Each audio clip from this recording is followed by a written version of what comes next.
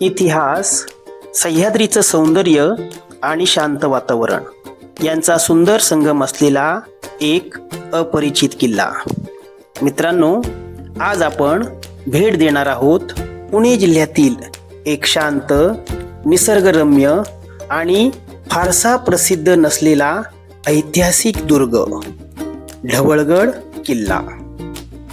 या किल्ल्याची संपूर्ण माहिती आज आपण पाहणार आहोत.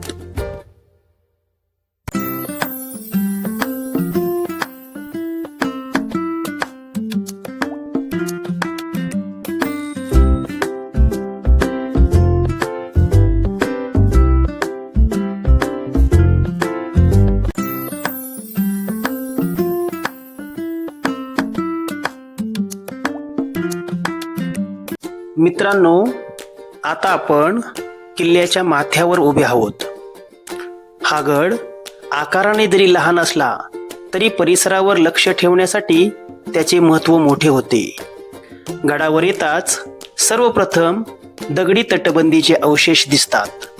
काळाच्या ओघात अनेक बांधकामे नष्ट झाली असली तरी उरलेले अवशेष या गडाच्या ऐतिहासिक अस्तित्वाची साक्ष देतात.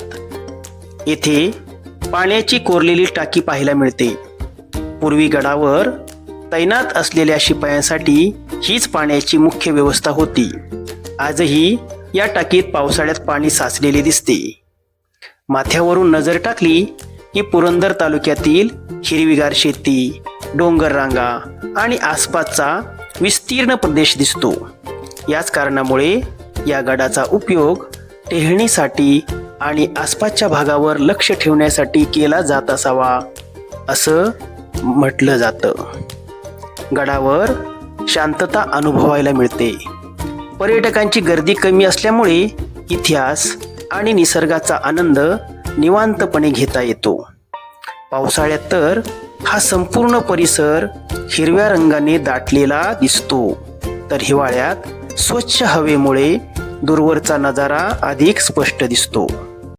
आता आपण ढवळगडावरील सर्वात महत्त्वाच्या वास्तूपाशी आलो आहोत, श्री ढवळेश्वर महादेव मंदिर. हे मंदिर भगवान शिवाला समर्पित असून ढवळगडाचे मुख्य आकर्षण मानले जाते. गडावरील सर्वात मोठी आणि महत्त्वाची वास्तू म्हणजे हेच मंदिर आहे.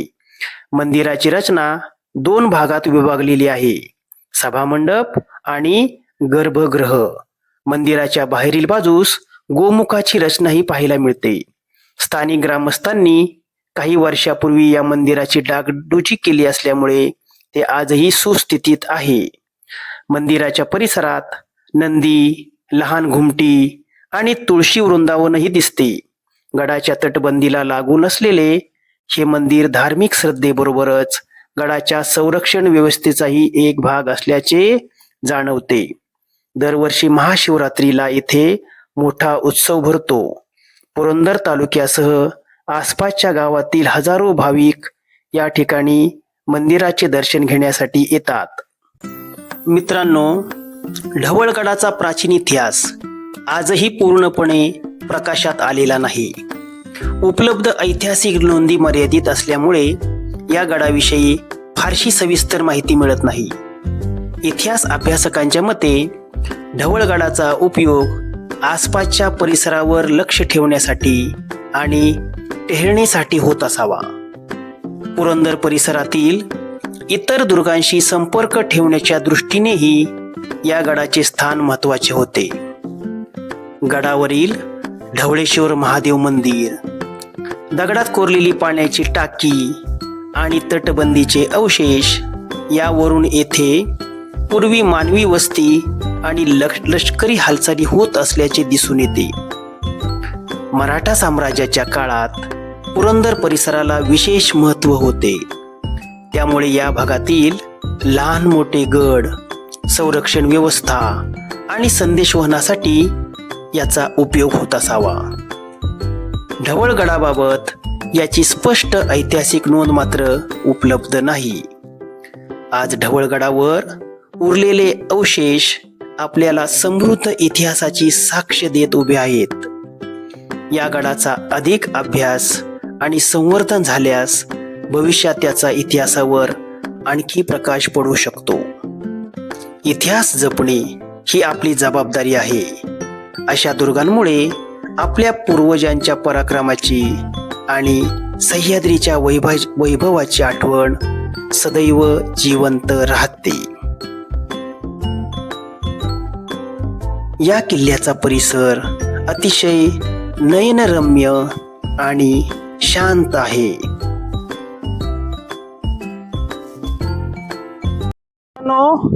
या ढवळेश्वर किल्ल्यावर आल्यावर पुण्यातून काही पर्यटक या ठिकाणी आलेले आहेत.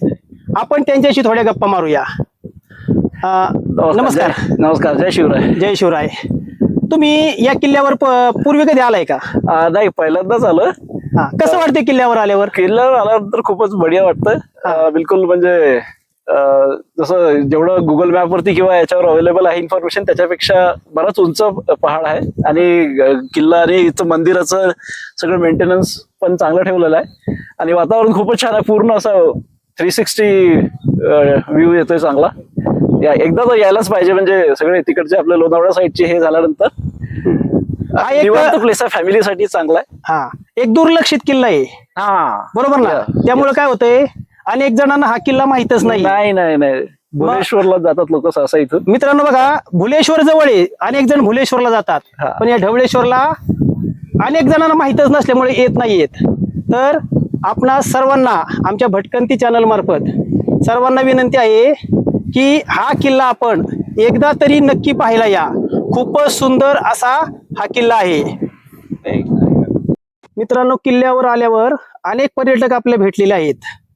त्यामधील एक पर्यटक अनेक वेळा या ठिकाणी पायी म्हणजे ट्रेक करत आलेले आहेत. आपण त्यांच्याशी थोड्याशा गप्पा मारूया. जय शिवराय. जय शिवराय. नमस्ते. मला सांगा, तुम्ही मला सांगितलं की ट्रेक करत तुम्ही येता. हो. कसा ट्रेक करता आपण? आता आपण समजा गाडीने आलो रुळे कांचन वरतून डाळिंब गावात यायचं. डाळिंब गावात आलं की खाली बघा ते एक पांढरं घर दिसते, पोल्ट्री वगैरे. तिथपर्यंत गाडी येते आपली, 4 व्हीलर असं 2 व्हीलर. पावसात थोडं चिखल होतो कारण की हायवा वगैरे चालू असतात. तिथं गाडी पार्क करायची त्या झाडाच्या इथं, त्या पोल्ट्री पाशी. मग ह्या 2 पटऱ्या क्रॉस करून ते बघा ही पायवाट आली वरती. समोर जी पायवाट दिसती, हो, ही पायवाट एकदम सोपी आहे, काय अवघड नाही. असं फक्त पटरी क्रॉस करताना सावधानता बाळगावी. असं ह्या पायवाटेने वरती यायचं. खाली इथं हे टेमखाडे ना, आता ते दिसणार नाही. तिथं खाली झाडी उगवलेत भरपूर. तिथं एक राऊळ आहे. ज्यांना वरती जमत नाही ते तिथं पण दर्शन घेऊ शकतात. शंकराची पिंड आहे बारकी आणि एक गणपतीची मूर्ती आहे. त्या रावळाच्या तिथनं शेजारून एक वाट बघा वरती, ही मळलेली वाट आहे ती वर. इथून या वाटेवरतून असं आलं पोहोचता तुम्ही गडावर. आपल्याला ट्रेक करताना वर येण्यासाठी किती वेळ लागतो? जर रेग्युलर ट्रेकर असेल, फास्ट चालणारे वगैरे न दमता, तर एक 20-22 मिनिटं खूप झाले. आणि इतरांना आईला 1 तास लागला होता. 1 तास लागलेला आहे. उलट होती. त्यांच्या वयाच्या मानाने एवढा ट्रेक करणं खरंच कौतुकास्पद आहे. बरोबर. वय वर्ष 60 असूनही, कारण आम्ही 40-42 वर्ष वय असून आम्ही थकतोय.